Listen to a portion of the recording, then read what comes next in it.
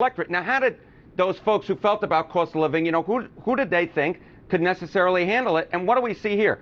If you said that cost of living was the most important issue facing New York City, look at this margin that Mamdani ran up against Andrew Cuomo. That is why he won this election. That, I think, is the thing that ties in New York, Virginia, and New Jersey. When you look at the polling, the economy was so high up on the list of issues, the costs of living, inflation, etc. And when you thought it was the economy, when you thought it was the cost of living, you went for the Democratic candidate. And that, in my opinion, is the reason that Zohran Mamdani is the mayor and not the disgraced governor, Andrew Cuomo.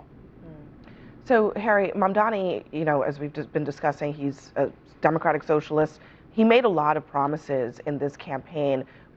Did voters specifically expect him to actually carry those out? Yeah, I think this is the key thing, right?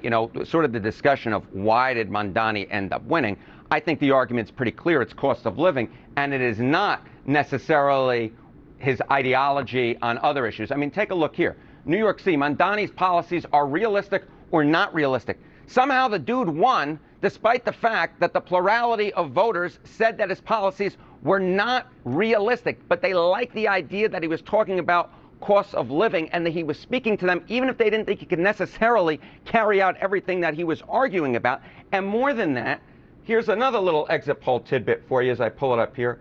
How about right here?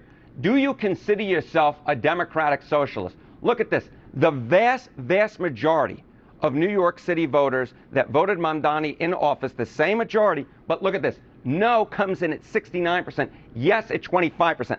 I don't think that this is necessarily a New York City victory saying that Democratic socialism is on the rise and is popular with the general populace. It may be popular with parts of the Democratic Party, but what we do see from the exit polling and what we do see from the results across the board is cost of living, cost of living, cost of living. If Democrats run on that in 2026 and going forward, they're going to do quite well. If they run on Democratic socialism, I think what happened in New York will stay right here in, I will say, the finest city in the world.